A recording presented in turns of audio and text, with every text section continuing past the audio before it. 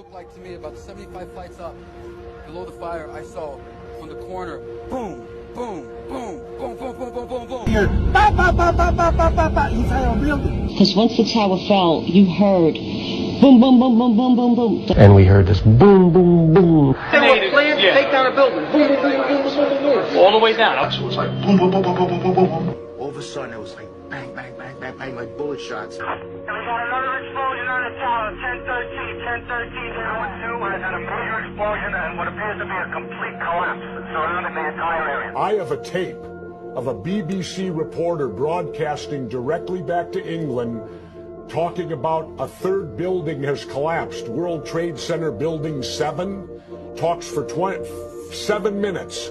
All the while she's talking, World Trade Center Building 7 is still standing right behind her. War, it got very interesting. There were really no Jews in them towers. Can you explain that? Well, spiritually, there were a lot of Jews in the towers. A lot of Jews died in those towers, spiritually. Oh, I see. Well, there's 3,000 Jews were not at work that day in those towers. That just gave a lot of people have the impression that the Jewish population out there in New York, was aware that something was going to happen and they didn't show up for work that day.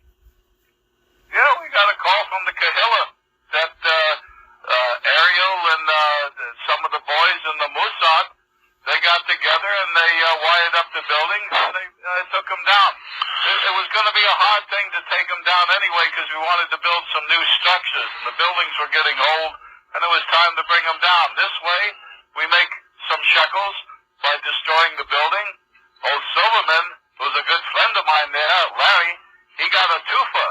He got a 2-for-1 there, and he doubled the insurance magically just 3 months before it happened, and then he got a 2-for hit on it, so he made like 4 times his money.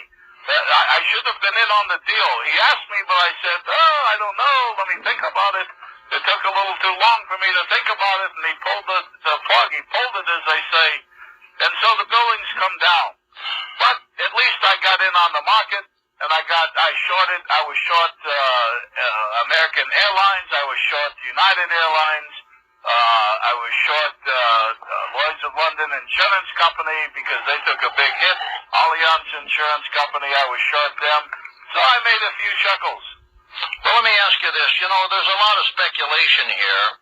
I know that the Jews are thieves and liars of any moral society. Now, I